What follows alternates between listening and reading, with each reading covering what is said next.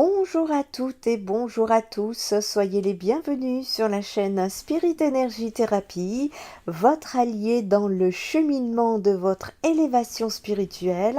Prenez place dans un endroit agréable pour profiter de cette vidéo enrichissante et un grand merci pour vos j'aime, vos partages et vos retours qui contribuent à l'essor de cette communauté spirituelle.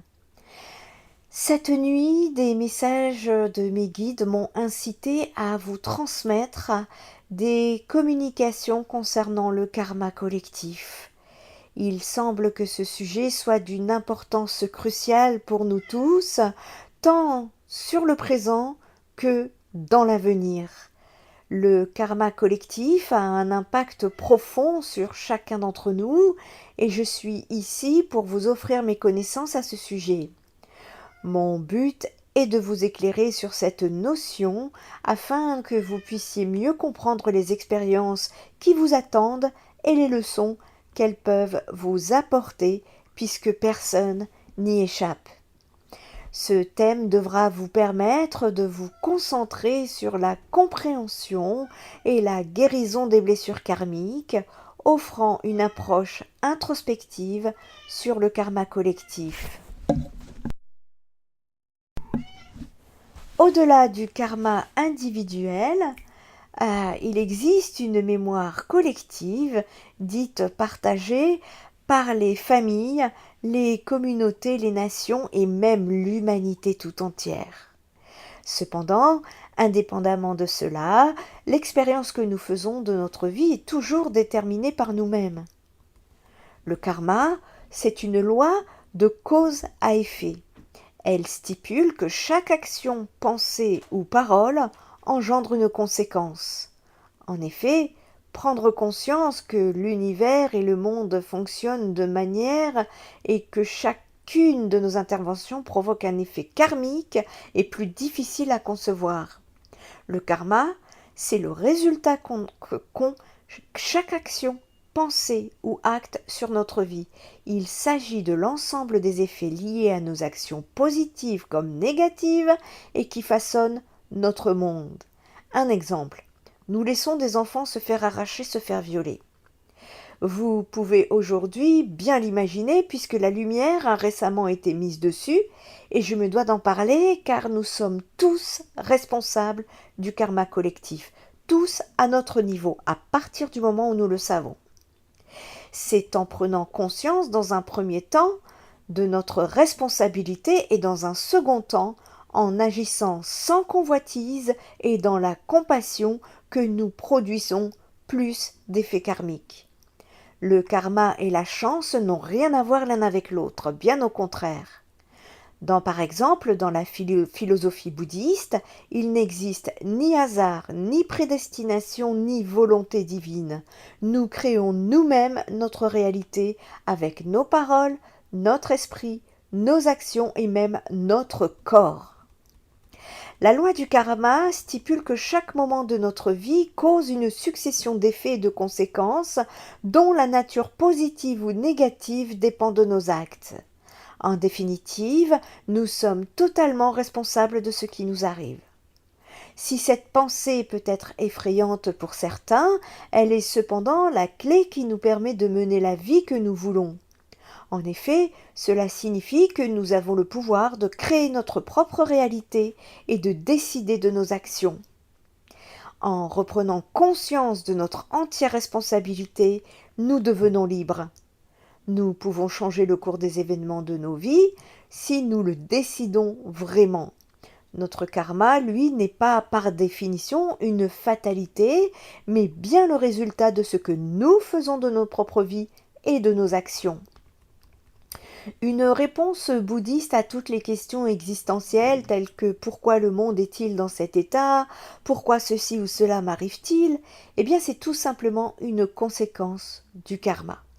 Ce qui veut dire que tout ce qu'il se passe est le résultat de ce que nous avons fait par le passé. Et comme nous n'avons pas la capacité de revenir en arrière pour effacer le passé, eh bien notre seule solution est de l'accueillir pleinement dans notre présent. L'acceptation est donc le prérequis à notre évolution vers un meilleur karma. Nous pouvons agir pour que celui-ci soit positif. En réalité, il s'agit là de la loi de l'ici et maintenant, l'une des 12 lois du karma que nous verrons plus en détail plus loin dans cette vidéo. Nous en reparlerons plus loin et pour que vous puissiez justement la conscientiser. Comment vous affecte le karma collectif? Eh bien, il existe un karma individuel et aussi un karma collectif. En tant que famille, communauté, nation et humanité, nous partageons ensemble une mémoire karmique. Peut-être qu'individuellement, nous n'avons rien fait, mais notre société, elle, fait certaines choses. À cause de cela, il y aura des conséquences.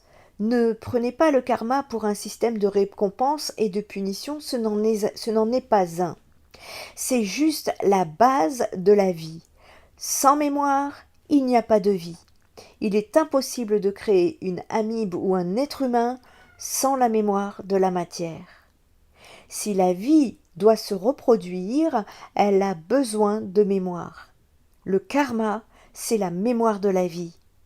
La manière même dont le corps est structuré est due au fait qu'il existe une mémoire de vie depuis l'animal unicellulaire jusque dans toutes les autres formes.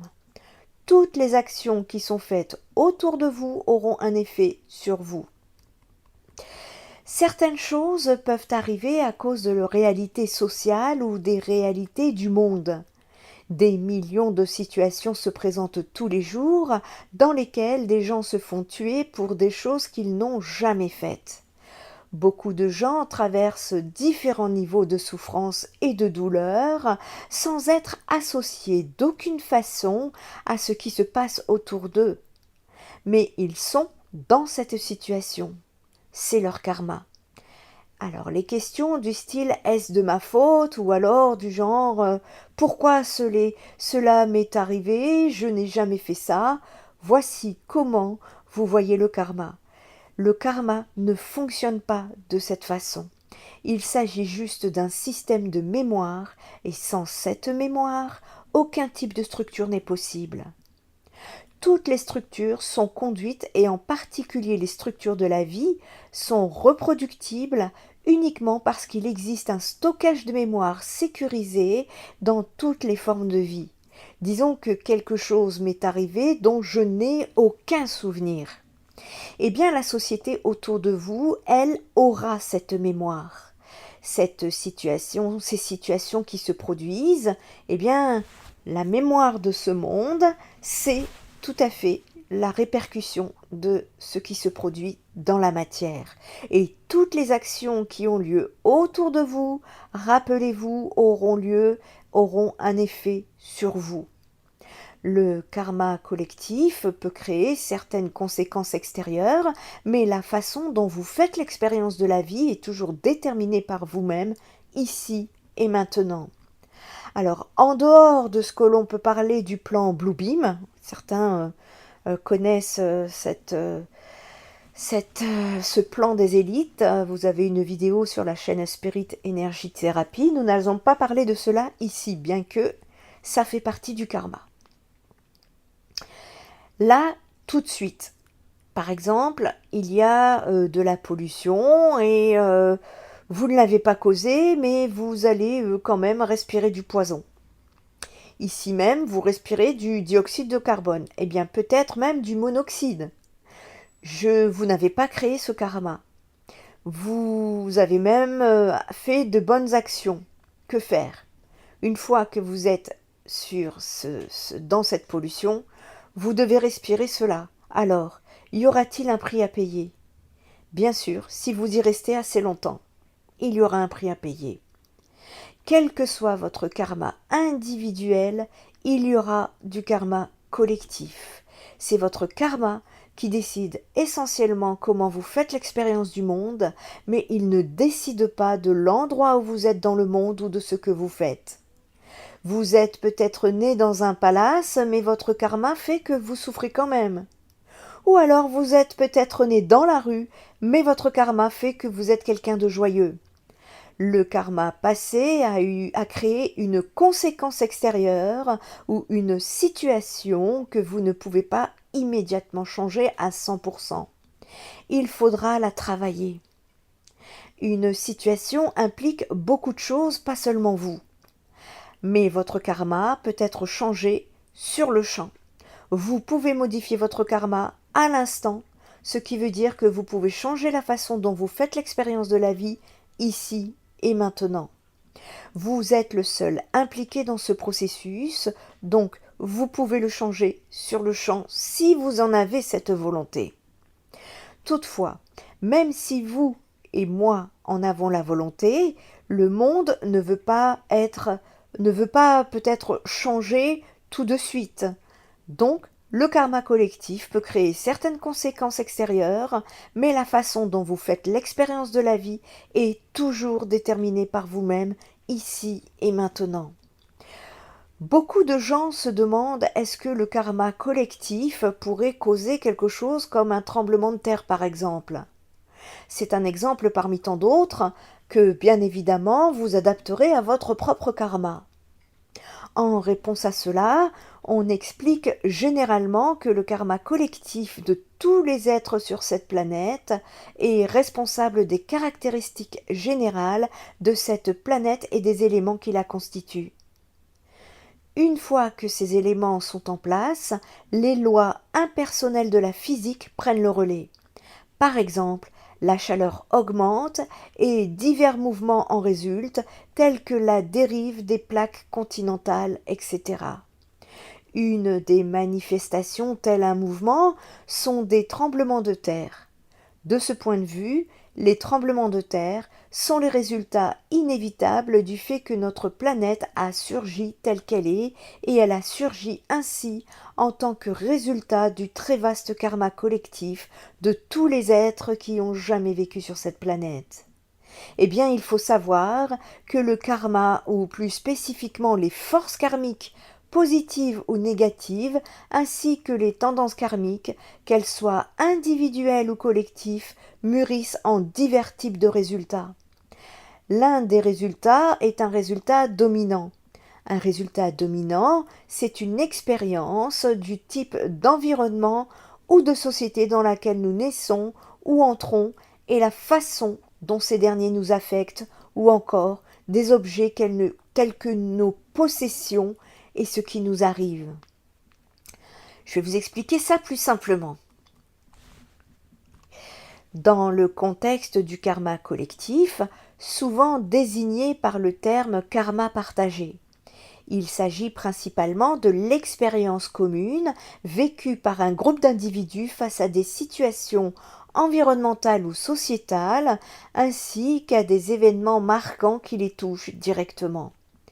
Il est également pertinent de noter que ce karma collectif englobe les circonstances environnementales ou sociétales qui permettent à ce groupe de vivre ces expériences. Il est essentiel de préciser que cette notion ne suggère pas que le karma collectif soit la seule cause de l'environnement vécu par le groupe à un moment donné. En effet, l'environnement dans lequel ce groupe évolue, qu'il s'agisse de la structure de la Terre ou de l'univers, résulte ici d'une multitude de causes et de conditions antérieures. Concernant l'univers, sa cause fondamentale est le Big Bang, qui est un événement ayant engendré l'univers tel que nous le connaissons et qui a cessé d'agir lorsque d'autres causes ont pris le relais. On peut ainsi distinguer les causes fondamentales anciennes, comme le Big Bang, de celles qui se manifestent juste avant le moment présent, telles que le mouvement d'une plaque tectonique qui peut être à l'origine d'un tremblement de terre. Il est indéniable qu'une fois que cet univers s'est manifesté, les variations subtiles de l'environnement, qui se produisent à chaque instant, comme la chute d'une feuille spécifique d'un arbre, résultent des lois physiques propres à cet univers. Par ailleurs, il est important de noter que l'environnement subit également des influences humaines, notamment la pollution atmosphérique engendrée par diverses activités humaines. De plus, les éléments présents à un moment donné, tels que l'énergie et la matière, agissent comme des causes simultanées pour cet univers à cet instant précis. Le karma collectif, qui a joué un rôle causal dans la formation de la Terre, ainsi que les lois physiques qui lui sont associées, renvoie à un karma partagé, non seulement pour tous les êtres ayant vécu sur notre Terre jusqu'à présent, mais aussi pour ceux qui y résident actuellement et ceux qui y vivront à l'avenir. Étant donné que la Terre euh, euh, fait partie intégrante de notre univers et que les lois de la physique s'appliquent à l'ensemble de ceux-ci, il est nécessaire d'envisager un karma collectif d'une portée plus vaste, englobant tous ceux qui ont existé, qui existent et qui existeront dans notre univers. La nature physique de l'univers révèle que de nombreuses planètes composées de matière solide sont, à divers degrés, instables et susceptibles de connaître des tremblements de terre.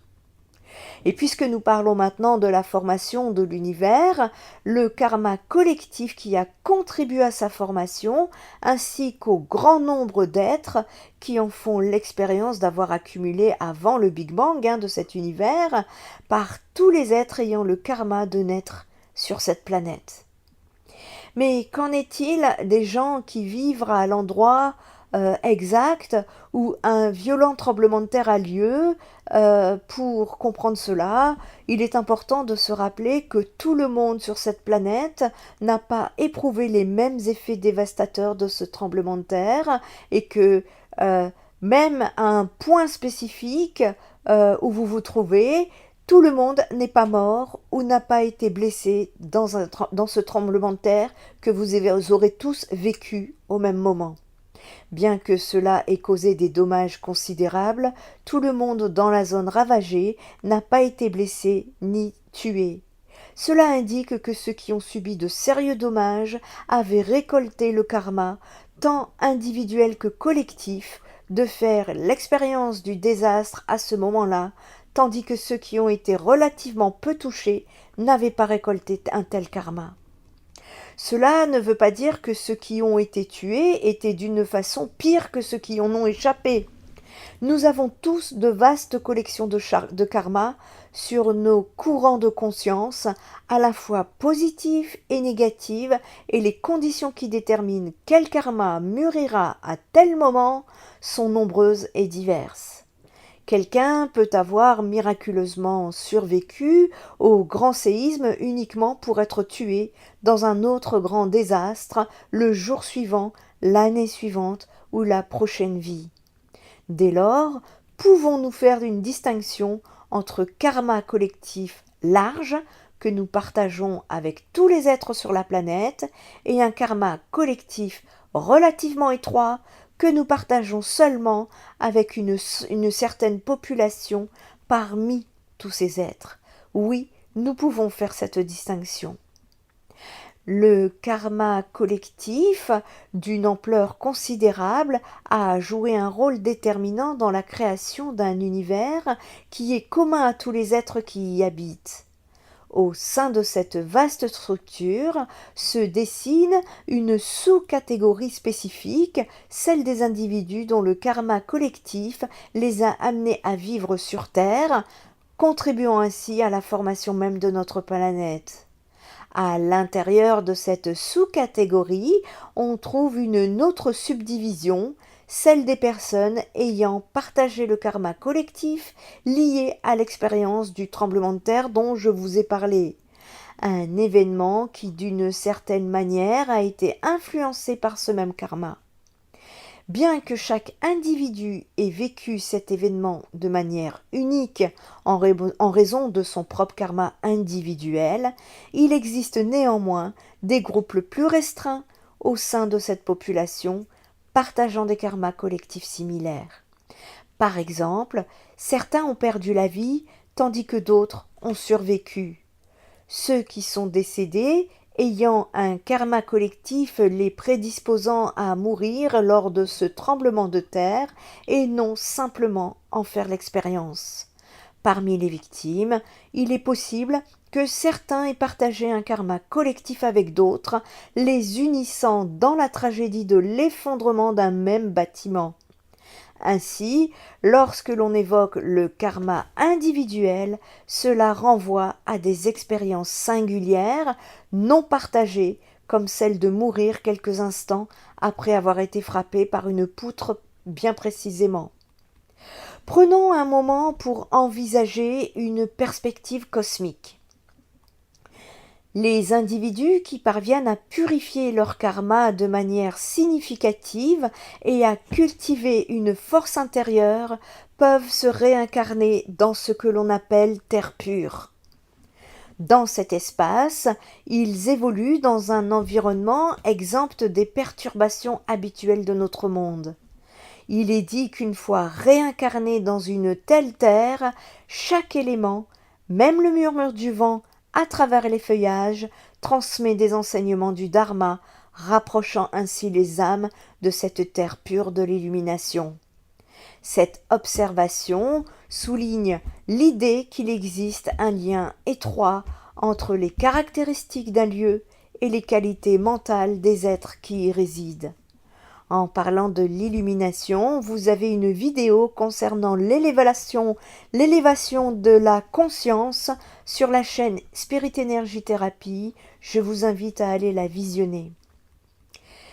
Donc nous pouvons en déduire que les êtres dont l'esprit est encore sous l'emprise des trois poisons que l'on appelle l'ignorance, l'avidité et la haine se retrouvent dans un monde où règnent de multiples souffrances. À l'inverse, ceux qui ont réussi à se libérer, ne serait-ce qu'en partie de ces illusions néfastes, expérimentent un cadre de vie où ces souffrances seront moins fréquentes. Dans le cas d'une réincarnation dans une terre pure, ces maux peuvent même être totalement absents, offrant ainsi un environnement propice à l'épanouissement spirituel. Qu'est-ce qu'un mauvais karma ? Un mauvais karma, c'est lorsque l'ego prend trop de place dans notre vie et que nous agissons dans le but de le satisfaire en dépit de tout ce qui nous entoure. Notre ego est avide de plaisirs instantanés et temporaires, il oublie souvent les possibles conséquences sur notre environnement, qu'il s'agisse d'environnement écologique, social ou même familial. L'ego, en ce qui nous différencie par sa manière bien à lui d'appréhender le monde, mais de ce fait, il pense être indépendant et séparé de ce qui l'entoure. C'est de cette illusion de séparation que naît le mauvais karma, car l'ego ne se sent pas concerné. Et je vais vous demander, vous ici, vous allez, courant novembre, avoir les prédictions du mois de l'année 2025 et vous serez tous concernés avec ce que je viens de vous dire et je vais vous le répéter. Notre ego est avide de plaisirs instantanés et temporaires, il oublie souvent les possibles conséquences sur son environnement, qu'il s'agisse d'environnement écologique, social ou même familial. L'ego, en ce qui nous différencie par sa manière bien à lui d'appréhender le monde, mais, de ce fait, il pense être indépendant et séparé de ce qui l'entoure. Et c'est de cette illusion de séparation que naît le mauvais karma, car l'ego ne se sent pas concerné. Plus l'ego est développé chez un individu, moins il se sentira concerné en accord avec ce qui l'entoure et plus ses actions le conduiront à créer un karma qui nuiront à sa vie plus tard. Pensez à la dernière fois où vous avez mal parlé à une personne, que vous vous êtes mis en colère et que vous avez pensé négativement à une personne, que vous avez fait comme si tous vos comportements étaient normaux afin de ne pas vous remettre en question. Il nous est difficile de résister à nos mauvais comportements quand ceux-ci sont englués dans l'habitude, même s'ils dérangent les autres. Pourtant, c'est en agissant ainsi, sans conscience, pour ce que nos actes pourraient engendrer pour nous-mêmes ou pour les autres, que nous nous empêchons d'évoluer. Nous finissons par nous éloigner de plus en plus de notre véritable nature et nous créons alors un cycle de karma négatif. Alors attention, nous ne parlons pas de code moral à appliquer et qui n'est que le reflet d'une société humaine à un mouvement donné. Moralité qui, comme les émotions et les idées, n'a aucune caractéristique propre. Nous parlons ici dans cette vidéo du bon sens de notre véritable nature qui s'exprime à travers la compassion acquise, à travers la réflexion. Un mauvais karma, c'est donc une succession d'actions négatives qui engendrent elles-mêmes des conséquences à leur tour négatives. C'est un cercle vicieux en opposition au cercle vertueux du bon karma qui déterminera après la mort la forme de votre renaissance. Tel que l'acte, et encore plus précisément l'intention de l'acte, n'est pas sans objet, la loi de la réincarnation va s'appliquer. Notre nature humaine est donc toujours liée au cycle du karma. Pour se libérer de notre condition, il faudrait alors arriver à ne plus avoir d'action sur le monde ou tout du moins d'agir en fonction de notre véritable nature et non de notre ego. C'est pour cette raison qu'il est important de travailler en amont l'esprit de la vacuité. La pratique méditative est alors tout indiquée. Elle va avoir pour résultat de faire prendre conscience de sa vraie nature et de l'exprimer ensuite de nos intentions et les actes de notre quotidien. C'est seulement à ce prix que l'on peut couper avec cette loi de renaissance et atteindre l'état du nirvana. En revanche, je vous assure, cette loi karmique n'est pas déterministe.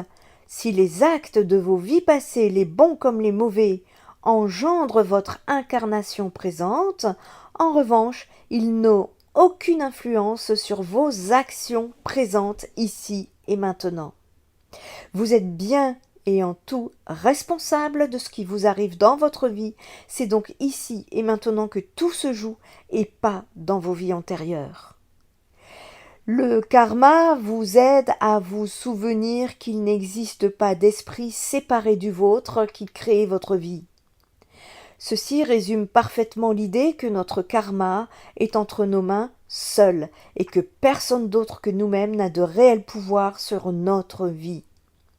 Par exemple, selon le bouddhisme, le karma est composé des 12 lois qui régissent notre monde. Vivre en accord avec ces 12 lois du karma prépare à la délivrance de la souffrance, à toutes les formes d'enchaînement terrestre et à une autre condition d'existence qui s'exprime dans le nirvana. Le nirvana étant l'extinction du soi débarrassé de l'attachement, c'est un retour au tout. C'est d'ailleurs cet état que l'on pressent lorsqu'en méditant l'ego reprend sa place au profit de l'unité avec tout ce qui est indissociable. Les 12 lois du karma, ici, c'est changer sa vision de toute chose, en tout et pour tout. Ici, rester en état de conscience vous permet justement d'éviter bien des karmas négatifs. C'est une action de tous les jours dans l'ici et maintenant. Alors, la loi du karma, c'est quoi et comment ça marche? Eh bien, tout se produit en temps. Toutes les actions se déroulent en même temps, c'est-à-dire que les cellules meurent et naissent en même temps. Appliquer les 12 lois du karma, c'est déjà comprendre sa signification. La véritable définition du karma diffère en fonction de la personne qui te la donne. Certains insistent sur le sens traditionnel enraciné dans les religions orientales, d'autres l'interprètent en fonction d'une vision plus occidentale du bien et du mal. Par conséquent, cela conduit à des points de vue différents sur la façon dont cette loi s'applique à la vie. Il y a ce qu'on appelle le Berkeley Center for Religion, Peace and World Affairs de l'université de Georgetown, le karma et la vision hindoue de la loi de cause à effet, selon laquelle les bonnes pensées, actions et paroles peuvent avoir des effets bénéfiques, alors que les mauvaises pensées, actions et paroles peuvent avoir des effets néfastes.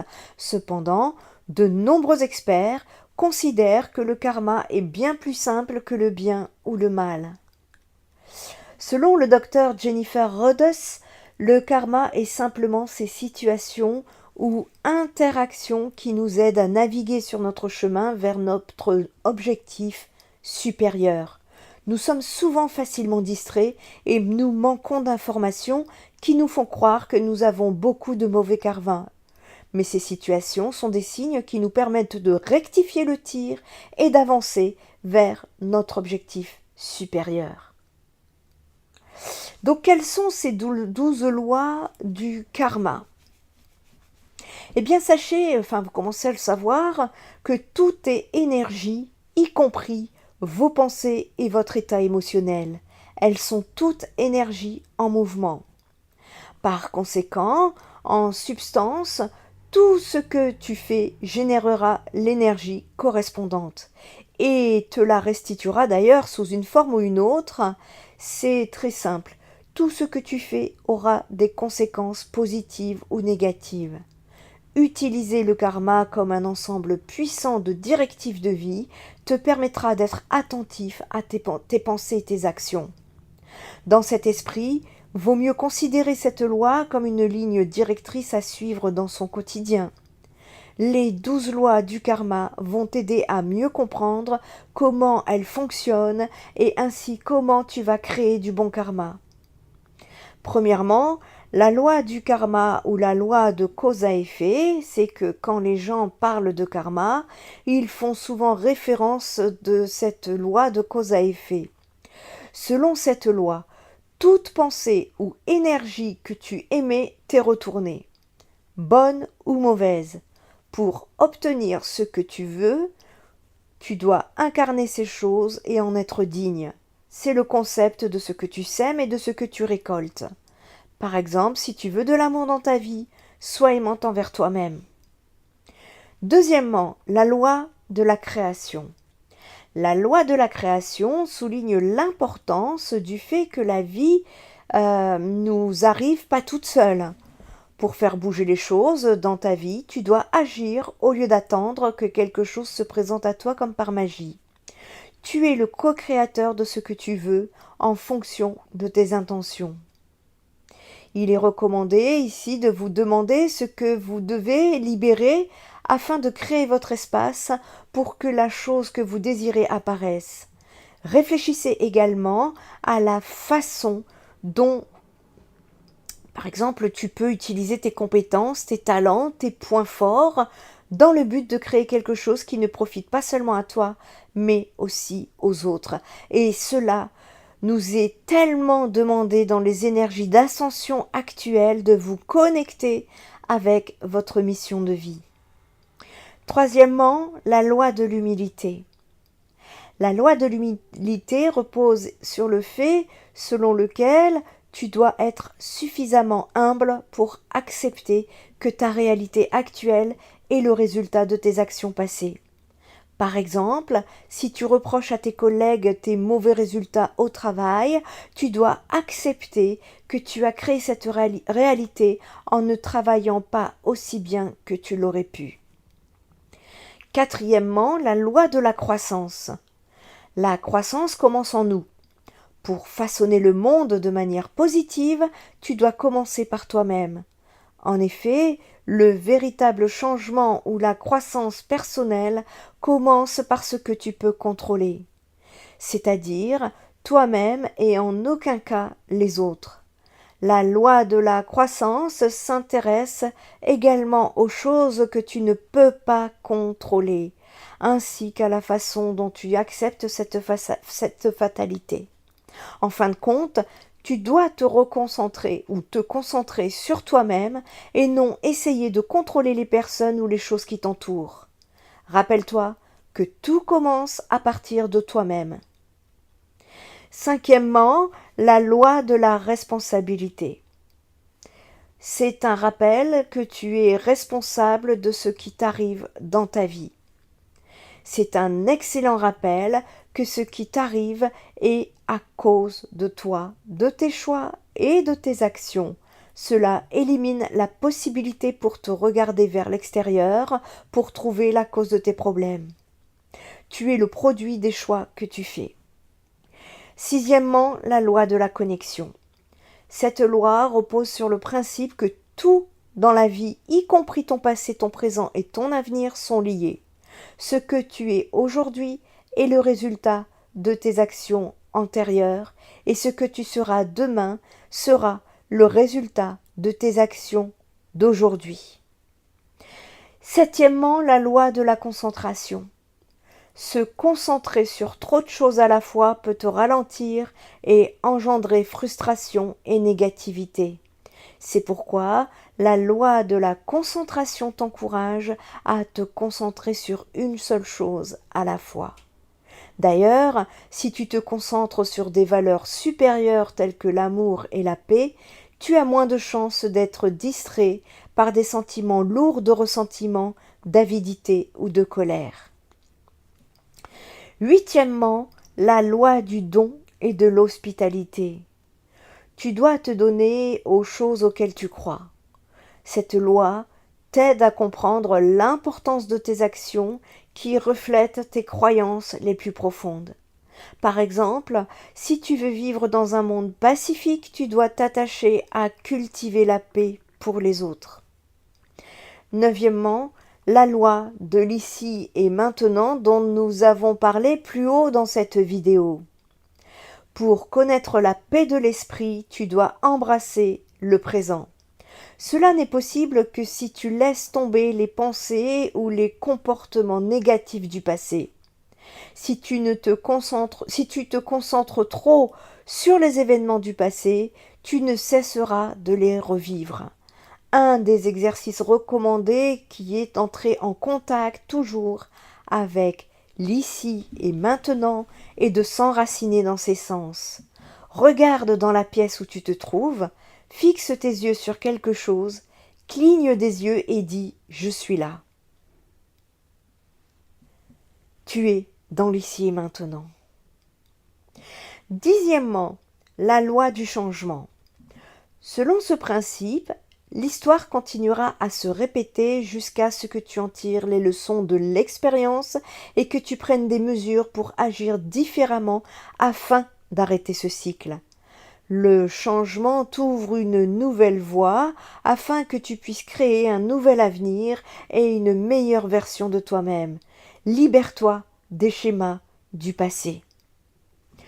Onzièmement, la loi de la patience et de la récompense. Afin d'apporter des changements à l'avenir, nous devons être cohérents dans le comportement du karma d'aujourd'hui. Il n'est pas bon de vivre une vie saine un jour et de la détruire le lendemain. Tiens-en toi à tes objectifs et ils seront atteints. La loi de l'importance et de l'inspiration. Ici, nous jouons tous un rôle et nous avons tous quelque chose à apporter à ce monde. Ce que nous partageons peut parfois nous sembler insignifiant, mais peut faire une énorme différence dans la vie de quelqu'un d'autre. La loi de l'importance et de l'inspiration est une loi importante lorsque tu dois te motiver ou commencer à sentir que tu n'as ni but ni importance. Selon cette loi, chaque contribution que tu apportes aura un impact sur le monde. Tu es né avec un don, une mission et un objectif spécifique que toi seul peux apporter au monde grâce à ton caractère unique. Partager authentiquement tes compétences et tes dons est la raison de ta présence ici. Donc ici, vous venez de voir les 12 lois du karma qui peuvent donc vous aider à changer votre vision et celle du monde. J'espère bien évidemment que cela changera votre vie lorsque vous mettrez ceci en application. Maintenant, sachez qu'il y a d'autres lois, des lois dont on ne nous a pas appris, dont en tout cas, c'est pas l'école qui nous aura mis la puce à l'oreille. Vous avez 14 lois de l'univers. Alors les 14 lois de l'univers, je ne vais pas vous les détailler ici, parce qu'il est demandé de vous encourager à effectuer vos propres recherches. Ici, il est question de vous mettre en chemin en quelque sorte, et c'est à vous de faire votre bout de chemin. C'est important que vous puissiez rester votre propre souverain, hein. La spiritualité, c'est savoir rester libre et faire ses propres pas, tirer sa propre expérience, parce que nul ne détient la vérité, mais chacun détient sa propre vérité, car celui qui croit tout savoir ne sait rien. Chacun, effectivement, vous dictera ses lois, ses croyances, à commencer par nos élites, hein. Nous avons été conditionnés de cette façon. Eh bien, ici, vous êtes encouragés à vous libérer. S'il y a des lois à obéir, ce sont celles de l'univers. C'est à vous d'étudier donc le sujet, les lois de lumière ou les lois du côté obscur. Telle est la question, en tout cas, dans la période actuelle que nous vivons. Donc je vous invite ici à aller étudier ces 14 lois de l'univers. Et si vous n'êtes pas resté jusqu'ici, eh bien vous ratez cette information. Et si c'est le cas, c'est que vous n'êtes pas encore en phase d'évoluer et que ce soit en tout cas, soit cette information vous reviendra sur votre cheminement, ou soit ce sera pour une autre vie et chacun fera comme il peut en gardant sa bonne volonté. Donc n'ayez crainte, tout vient à point au bon moment. Donc voilà, donc ici nous sommes sur le karma parce que les guides nous demandent de vous guider justement en rapport avec cela. Et je pense que pour les temps qui arrivent, vous allez en avoir besoin et on est en train de vous aider en fait. Et j'espère que vous prendrez cette main tendue. Allez, on continue. Je vais vous donner encore des astuces sur comment agir pour avoir un bon karma. Les guides nous demandent d'insister.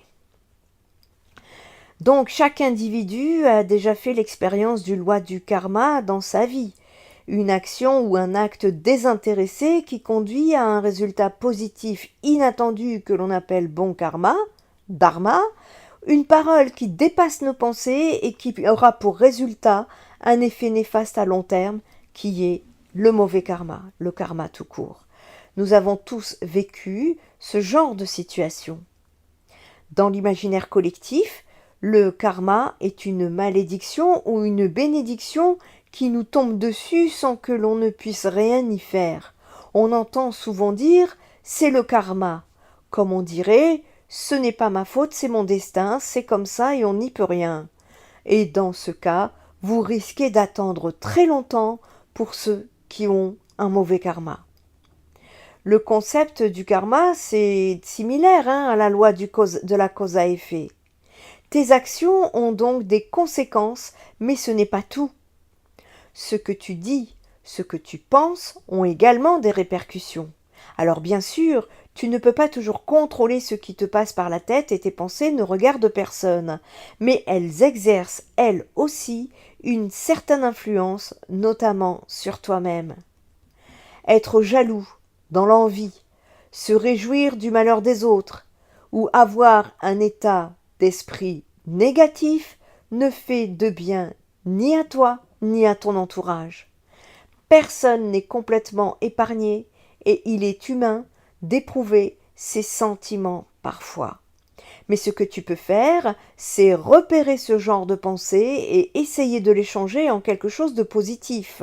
Ainsi, au lieu d'envier une personne, tu peux te réjouir pour elle, et plutôt que de te réjouir de son malheur, tu peux faire preuve de compassion.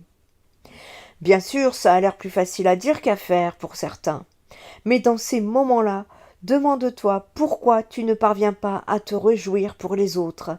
Est-ce que tu es satisfait, insatisfait de ta propre situation? Écoute-toi et trouve ce qui te manque. Ou bien, concentre-toi sur toi au lieu de te comparer aux autres. Finalement, le karma a tout à voir avec ta propre évolution et le fait de savoir en tirer des apprentissages afin de grandir. L'autoréflexion est une excellente méthode pour apprendre à connaître son jeu, qui est véritable, et éliminer ses blocages intérieurs ou surmonter des difficultés extérieures. Si tu penses qu'il te suffit d'attendre et de laisser le karma le faire, en tout cas faire le reste, tu te mets vraiment le doigt dans l'œil. Bien au contraire, tu as toutes les cartes en main et tu peux te libérer de tes actions passées en faisant le bien dans le présent et en améliorant ton karma. Et l'avantage, c'est que si tu organises activement ton quotidien, tu peux alors faire en sorte d'influencer positivement ta vie au lieu de te concentrer sur les choses négatives de ton passé. Dans un premier temps, il faut garder à l'esprit que nettoyer son karma passe par le détachement émotionnel et intentionnel, comme par exemple en cherchant votre flamme jumelle, comme agissez de cette façon à vous. En fait, agir de cette façon, c'est vous détacher du résultat, qu'il soit bon ou mauvais, et de n'accorder aucune importance à ce qui est éphémère. C'est ce qu'on appelle le détachement émotionnel et intentionnel. La notion de rééquilibrage karmique peut paraître floue, donc nous utiliserons dans ce cas précis quelques métaphores utiles. Cela peut également jouer un rôle dans ce processus, puisque la visualisation pourra favoriser l'efficacité du nettoyage de votre karma. Les soins énergétiques peuvent purifier vos énergies, couper des liens, mais ne fera pas le travail à votre place, c'est un plus. Nettoyer ou rééquilibrer votre karma peut être comparé à l'entretien de votre vaisselle ou de votre véhicule. Dans cette analogie, vous avez la possibilité de laver votre vaisselle après chaque repas ou de nettoyer votre voiture après chaque averse ou bien de laisser s'accumuler la saleté pour effectuer un grand nettoyage lorsque cela devient inévitable. Si vous n'êtes pas familier avec cette tâche ou si elle ne vous plaît pas, vous rencontrerez forcément des difficultés. En revanche, si vous adoptez une routine régulière, comme le nettoyage après chaque repas, cela deviendra beaucoup plus facile. De la même manière, le rééquilibrage karmique peut être vu comme une activité physique, c'est-à-dire que lorsque vous vous engagez dans le sport, vous brûlez des calories et réduisez votre masse grasse. Ce processus est similaire à celui du karma. Vous ne pourrez commencer à éliminer vos excès qu'une fois que vous aurez cessé d'en accumuler davantage. Accordez à votre métabolisme le temps nécessaire pour décomposer les graisses déjà présentes avant d'en ajouter de nouvelles. Ainsi, votre karma, tout comme votre corps, a accumulé de nombreuses actions au fil du temps et il est essentiel de ne pas les ignorer. Il est essentiel de considérer votre espace de vie comme un reflet de votre bien-être intérieur. Pour maintenir une atmosphère saine et harmonieuse dans votre maison, il est crucial de consacrer du temps à son entretien régulier. Un environnement propre est organisé et favorise non seulement votre confort, mais également la circulation des énergies positives, contribuant ainsi à votre équilibre émotionnel. Tout est lié. Lorsque vous accueillez des invités, il est nécessaire de préparer votre domicile avec soin, ce qui implique souvent un nettoyage supplémentaire avant et après leur visite. Un déséquilibre karmique peut se manifester de plusieurs manières, notamment par des répétitions de schémas dans votre existence où vous vous retrouvez à commettre les mêmes erreurs ou à attirer des circonstances analogues. Les relations difficiles ou toxiques sont également des signes révélateurs d'un karma perturbé.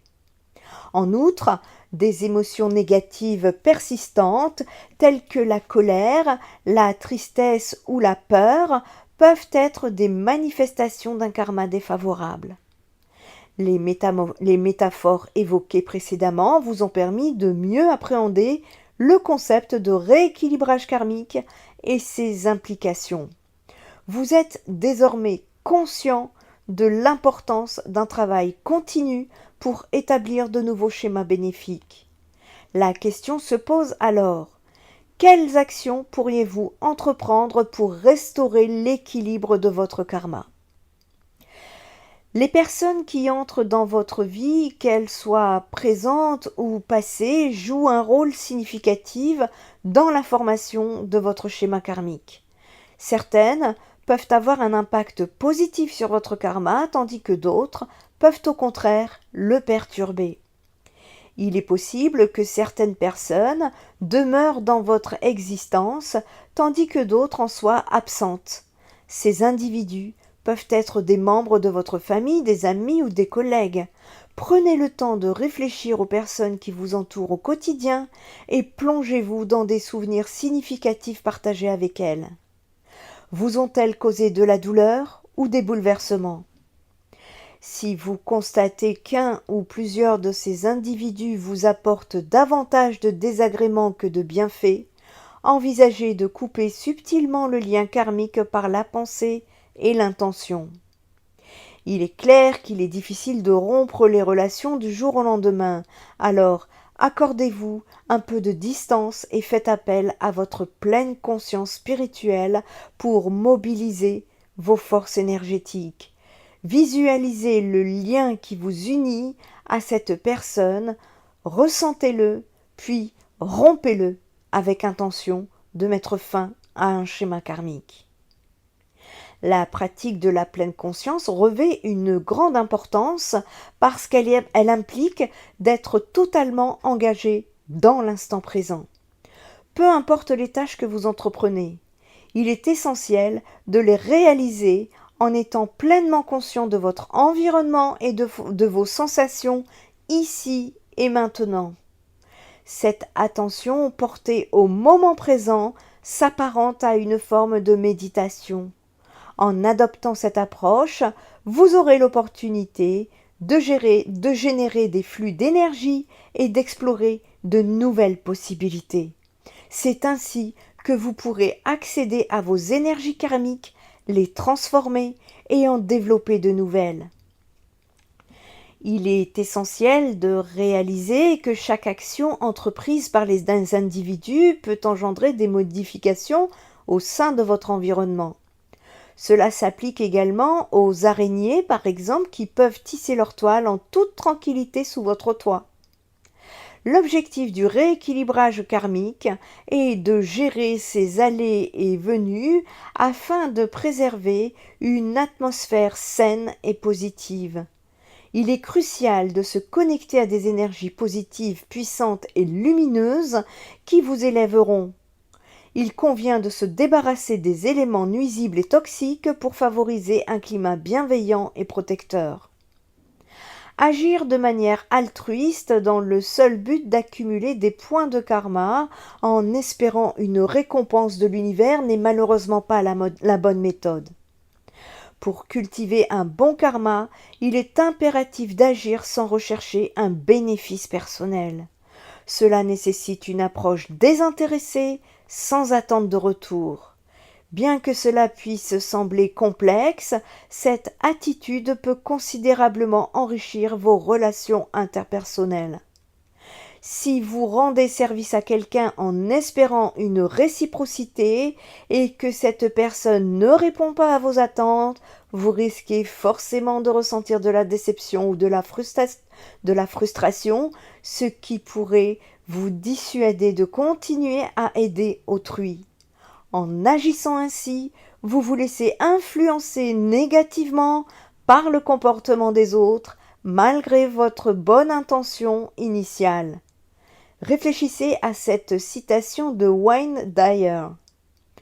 La façon dont les gens vous traitent conditionne leur karma. La façon dont vous réagissez conditionne votre karma. Voici ici 5 conseils concernant l'amélioration de votre karma au quotidien dans l'ici et maintenant. Passons donc aux choses sérieuses dans la matière. Comment peux-tu récolter des points de karma au quotidien? Sur ce point, laisse libre cours à ton imagination. Tu peux commencer par des petites choses, car chaque petite action est bonne, et elle compte. Pour te donner des idées, je te regroupe ici quelques conseils. Conseil numéro 1. Vis durablement. Vivre durablement signifie avant tout vivre de façon réfléchie et ce, dans de nombreux domaines de ta vie. Et cela commence au supermarché. Si possible, essaie d'acheter des produits en vrac de tes producteurs et de renoncer aux sacs en plastique afin de produire le moins de déchets possible. Avant de jeter des choses, demande-toi si tu ne pourrais pas les réparer ou les donner. Ou alors, essaie aussi d'aller plus souvent au travail à vélo plutôt qu'en voiture ou de parcourir les petits trajets à pied. Et le petit bonus, c'est que ça te permet au passage de brûler des calories supplémentaires. Par ailleurs, tu peux également adopter une alimentation durable. L'alimentation durable signifie avant tout consommer de façon responsable et en valorisant vos ressources. Pour y parvenir, essaie d'acheter au possible des produits locaux et de saison et de renoncer plus souvent aux aliments d'origine animale. Cela ne veut pas dire que seuls les véganes et les végétariens peuvent récolter des points de karma. Mais de temps à autre, essayer une nouvelle recette sans produits animaux peut à la fois aider la planète et apporter un peu plus de variété dans ton assiette, ainsi que de diminuer la souffrance animale. Conseil numéro 2. Ne sois pas avare de compliments.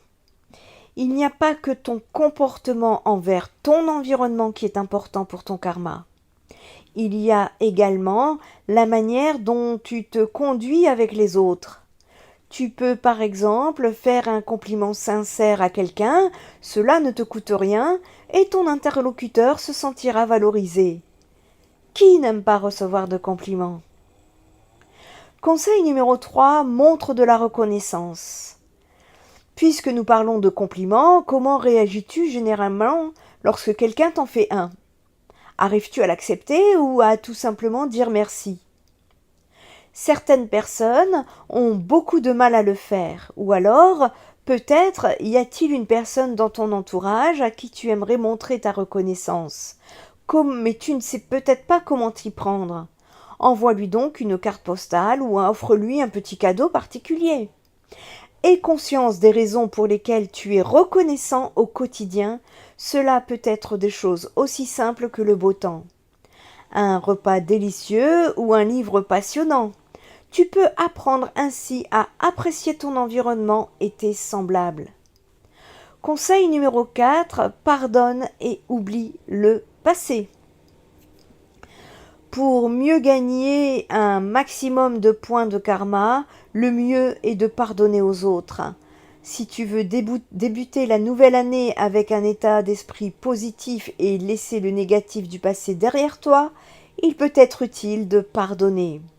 Et que tu le crois ou non, en agissant ainsi, c'est surtout toi que tu aides En effet, tu ne perds plus de temps à lutter contre tes vieilles rancœurs et tu te concentres sur l'avenir. Pardonner ne veut pas dire que tu cautionnes ce qui s'est passé ou que tu n'en as tiré aucun enseignement.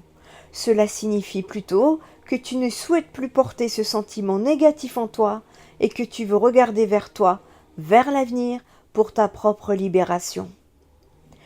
Conseil numéro 5, propose ton aide. Sur ce point, les possibilités sont infinies. Tu peux par exemple devenir bénévole dans un refuge pour animaux, donner ton sang ou trier tes vieilles affaires et en faisant don aux nécessiteux. Tu as également d'autres manières de te rendre utile, notamment en appelant un ami pour lui demander comment il va ou céder ton siège dans le bus à une personne qui est dans le besoin. Ce sont plein de petites choses qui amélioreront ton karma. En conclusion, pour améliorer son karma, cela consiste à agir donc de façon désintéressée. Tes actions, tes mots et tes pensées influencent ton karma et se répercutent sur toi comme un écho. Tu peux influencer activement ton karma grâce à tes actions et à la manière dont tu réagis aux choses qui t'arrivent. Il existe de multiples moyens d'améliorer ton karma, tels que vivre durablement, aider les autres, montrer de la reconnaissance ou pardonner. Chaque bonne action compte, même petite. Continuer à évoluer, être respectueux envers ton environnement et les autres et agir en ayant de bonnes intentions peut t'aider à commencer la nouvelle année avec un état d'esprit positif. Et c'est pour cela je vous parle de cette nouvelle année parce que cette vidéo est de toute façon encore intemporelle, mais nous sommes au mois de octobre, ouais c'est moi qui m'avance, oui nous sommes au mois d'octobre 2024. Nous sommes aux portes du portail du 10-10. Ceux qui n'ont pas vu la vidéo, je vous invite à aller la voir. Et les guides m'ont donné des messages pour que je puisse vous parler de karma pour l'année à venir, ainsi que les autres, mais surtout pour l'année 2025. Voilà pourquoi on vous dit de continuer à évoluer, à être respectueux envers votre environnement et les autres, et agissez en ayant de bonnes intentions, cela pourrait vous aider à commencer la nouvelle année avec un état d'esprit positif. Et après avoir fait des nettoyages énergétiques aussi de vos différents corps, relations, comportements, après être connecté au moment présent, à vos actions et votre état d'esprit, il faut comprendre les actions positives pour nettoyer votre karma. Je vous rappelle de mettre en place des actions suivantes telles que ressentir de la gratitude au quotidien, pardonner aux personnes qui vous ont blessé, donner aux autres sans rien attendre en retour, continuer à analyser les intentions de vos actions, ne pas être sensible au regard des autres, ne pas juger, apprendre à vous donner de l'amour au quotidien et faire preuve de bienveillance sont les clés qui vont vous permettre de vous libérer de votre karma négatif. Chers frères, chères sœurs d'âme, chers enfants de la terre, les cloches vont bientôt sonner. Choisissez la lumière. Bientôt vous ne pourrez plus tergiverser et faites de votre venue ici-bas une véritable escalade en lumière. Pour 2025, il est possible que les effets du changement climatique, des inégalités sociales, des conflits et des efforts de coopération internationale jouent un rôle important dans le karma collectif. Les choix que nous faisons aujourd'hui en tant que société, qu'il s'agisse de progrès technologiques, de justice sociale ou de préservation de notre planète, auront un impact sur notre avenir commun. En fin de compte, le karma collectif sera le résultat des actions et des décisions prises par l'humanité dans son ensemble. Promouvoir des valeurs de solidarité, de responsabilité et de justice peut contribuer à un avenir plus positif. C'est le moment de converger, il est plus que temps. L'amour de soi et des autres, le partage, la générosité, la noblesse de l'âme vous est demandé. Il est aussi temps de vous solidariser, alors éveillé, réveillé, connecté, spirituel, il est temps de vous solidariser pour faire de ce monde un monde meilleur et que nos enfants soient fiers de vous. Il ne tient qu'à nous. À cet effet, j'organise la deuxième rencontre des réveillés, éveillés, connectés, spirituels, afin que vous puissiez tous vous rencontrer, vous soutenir, vous apporter du baume au cœur. Ça se passera sur Montpellier, au parc Charpak, et toute personne intéressée, je vous prie de m'envoyer un mail à contact@spiritenergie@gmail.com. Merci à vous pour votre fidélité sur la chaîne Spirit Energy Thérapie. Vous avez compris la notion du donner, recevoir, partager. Merci à vous tous qui contribuez dans vos actes à faire de ce monde un monde meilleur. Merci également d'être resté consciencieux car vous êtes resté jusqu'au bout de cette vidéo. Je vous donne un petit cadeau bonus. Vous trouverez un lien sous la vidéo qui va vous permettre de regarder un film tout en détente et tout en apprentissage. Au rappel de cette vidéo de connaissance, mieux que Netflix, vous trouverez le lien de ce film sous la vidéo. Alors coucounisez-vous tout en détente et je vous souhaite un bon visionnage de ce film. Prenez soin de vous, prenez soin des autres, prenez soin de la planète. Si vous avez besoin de guérir vos blessures karmiques, si vous avez besoin d'une guidance, d'un soin énergétique, d'un soutien psychologique, allez visiter le site spiritenergiethérapie.fr. Spirit Energy Thérapie, ta guérison commence ici.